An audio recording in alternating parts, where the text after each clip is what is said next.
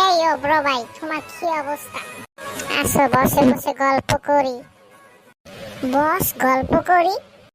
ঠিক আছে ভাইয়া, বসতাছি আমি। ভাইয়া কথা বলে কি লাভ, আমরা চলো ঘুরতে যাই, ফুচকা খাবো, চটপটি খাবো। দেখ তো আমাকে কেমন লাগতাছে।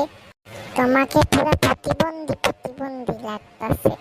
কি মজা কি মজা, ঘুরতে যাবো ঘুরতে যাবো। কি ভাইয়া, ভিতরে যাবা না তুমি? হ্যাঁ যাবো তো, চল। এটা দেখি ডিস্কো বাড়ি, এটা তো খাবারের রেস্টুরেন্ট না। কিন্তু বোন, বাহিরে তো লেখা ছিল এটা ক্যাফ, তাই আসলাম। চল জায়গা। কি খাবি বল?